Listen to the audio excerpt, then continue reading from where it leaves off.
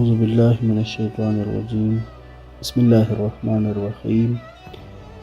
وبہ نستعین وهو خیر ناصر ومعین الحمد للہ الصلاۃ والسلام علی اہلہا ولعنۃ اللہ علی اہلہا السلام علیک یا ابا عبداللہ وعلی الارواح التي حلت بفنائک علیک منی سلام اللہ ابدا ما بقیت وبقی اللیل والنہار ولا جعلہ اللہ آخر العہد منی لزیارتکم السلام علی الحسین وعلی علی بن الحسین وعلی اولاد الحسین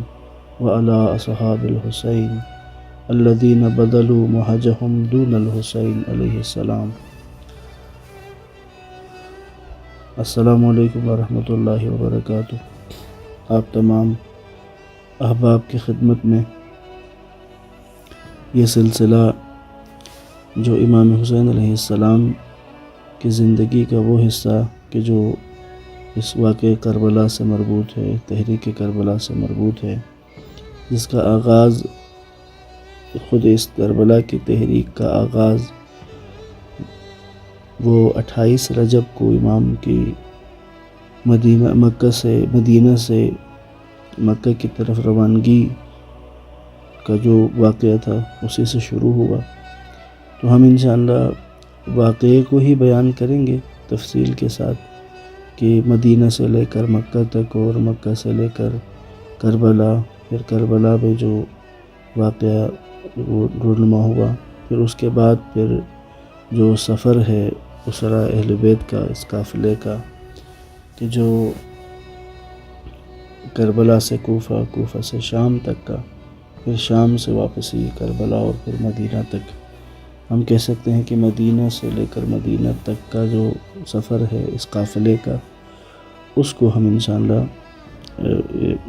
مختصر حصوں میں بیان کریں گے۔ آج چونکہ آغاز ہے تو قبل اس کے کہ ہم 60 ہجری سے شروع کریں، امام حسین علیہ السلام نے جب مدینہ ترک جب کرنا پڑا اور آپ جب وہاں سے نکلے تو یہ 60 ہجری کا سال تھا۔ تو ہم اس کو شروع کریں گے رسول خدا کے دور سے مختصراً میں ایک دو گفتگوؤں کے اندر یا چند شاید گفتگویں ہماری بن جائیں کہ جس میں ہم رسول اللہ کی تحریک سے شروع کریں گے، لیکن میں نے عرض کیا میں واقعات کو ہی مختصر بیان کروں گا اور خلاصتاً تاکہ آپ ہمارے ذہنوں میں ایک پورا خاکہ بیٹھ جائے، تو اس لیے ہم رسول خدا کے دور سے مختصراً چند ایک واقعات اور چند ایک اہم باتیں کہ جس سے کچھ نقشہ ہمارے ذہنوں میں بیٹھ جائے وہاں سے ہم آغاز کرتے ہیں۔ مکہ مکرمہ جو خانہ کعبہ کی موجودگی کی وجہ سے عرب میں ایک مرکزی حیثیت رکھتا ہے، تو اس وقت بھی کعبے کی وجہ سے پورے عرب میں مکہ کو ایک مرکزیت حاصل تھی۔ اس کے ساتھ ساتھ چونکہ قریش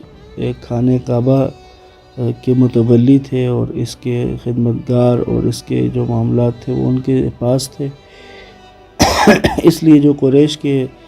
لوگ تھے ان کو بھی عرب کے اندر اسی کعبے کی وجہ سے ایک اہمیت اور عزت دی جاتی تھی، جس کا قرآن کے سورہ قریش میں اللہ نے ذکر بھی کیا ہے، جو عزت ان کو، جو تکریم ان کو ملتی تھی۔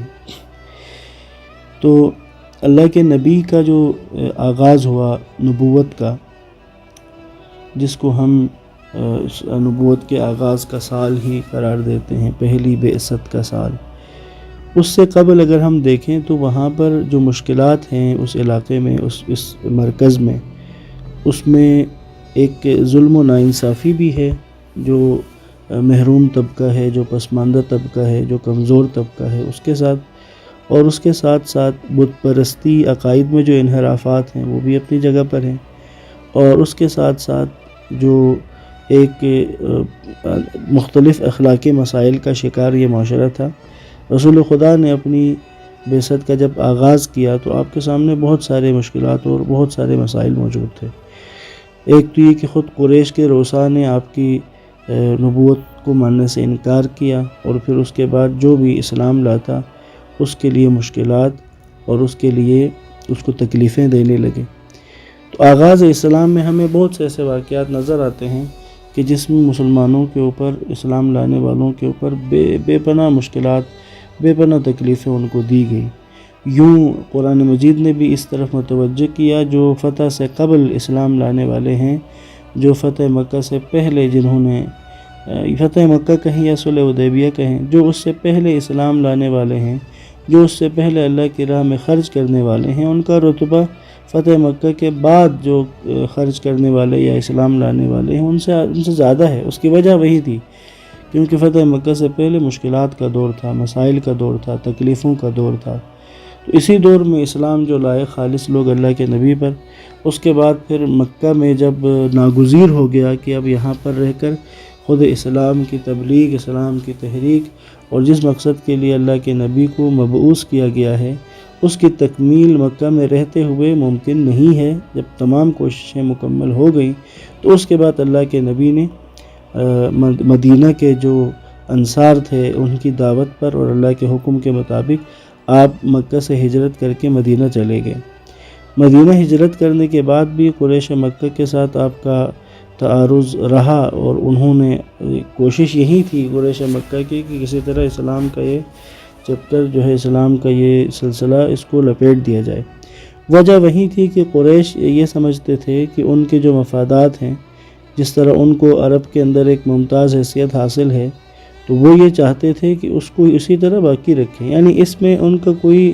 بتوں کی محبت میں اسلام کی مخالفت نہیں کر رہے تھے، بلکہ وہ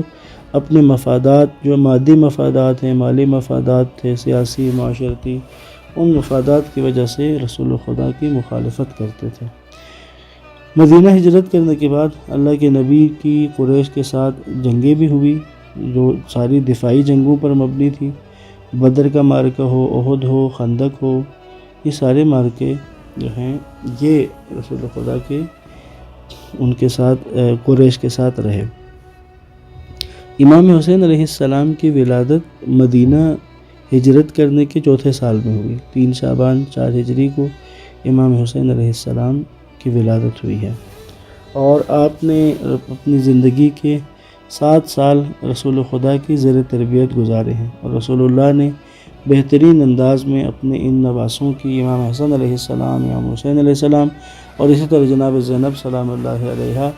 کی تربیت کی، اور آپ کے جو بہت سارے واقعات موجود ہیں کہ جس میں اپنی گود میں بٹھا کے کھلانا،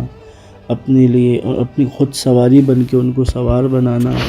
اور ان کے بارے میں مختلف مواقع پر احادیث کا بیان کرنا، ان کی اہمیت بتانا، اور دونوں کو جوانان جنت کے سردار کہنا، بہت سارے ایسی احادیث، روایات، واقعات موجود ہیں کہ جو ابھی میں زیادہ تفصیل میں جانا نہیں چاہ رہا، جس کی طرف مختصراً اشارے کر رہا ہوں۔ بس یہ 7 سال امام حسین علیہ السلام کا جو بچپن ہے اور ابتدائی 7 سال ہیں، یہ 7 سال رسول اللہ کی زندگی کے ساتھ، آپ کی زندگی کے یہ 7 سال ہیں، اور ان 7 سالوں میں کہا جاتا ہے کہ انسان کی جو تربیت ہے اس میں کسی بھی انسان کی تربیت کے لیے اس کی زندگی کے پہلے 7 سال بہت اہم ہوتے ہیں، اور امام حسین علیہ السلام، امام حسن علیہ السلام، ان دونوں نے اپنی زندگی کے یہ ابتدائی 7 سال اور حضرت زینب نے رسول اللہ کی زیر سرپرستی، رسول اللہ کے سائے کے تلے گزارے ہیں۔ اسلام کے آغاز کی مشکلات اور خالص مسلمانوں کا اسلام کو قبول کرنا، اسلام کے لیے قربانیاں دینا، اسلام کے لیے اپنا سب کچھ لٹانا، ایک تو یہ مرحلہ تھا۔ لیکن جب فتح مکہ کے بعد اسلام عرب کے اوپر ایک حکومت، مضبوط حکومت کی شکل میں سامنے آیا، تو اس کے بعد بھی لوگ مسلمان ہوئے، لیکن اب جو اسلام لا رہے تھے بہت سارے لوگ، اس میں مختلف کیٹیگریز تھیں۔ کچھ تو تھے کہ جو دیکھ رہے تھے کہ اب اسلام آگے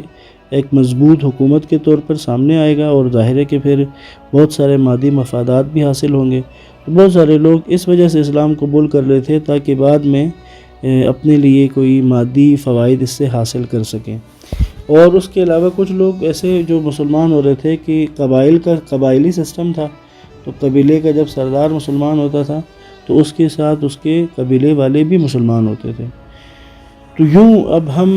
جو فتح مکہ کے بعد مسلمان ہونے والوں میں بہت سارے منحرف لوگ بھی تھے، بہت سارے مادہ پرست، اور بہت سارے ایسے لوگ بھی تھے کہ جو رسول اللہ کا جو پیغام تھا، رسول اللہ کا جو نعرہ تھا، اسلام کی جو تعلیمات تھی، ان سے متاثر ہو کے مسلمان ہونے کے بجائے مفادات اور تعلقات کی بنیاد پر بہت سارے لوگ اسلام لائے۔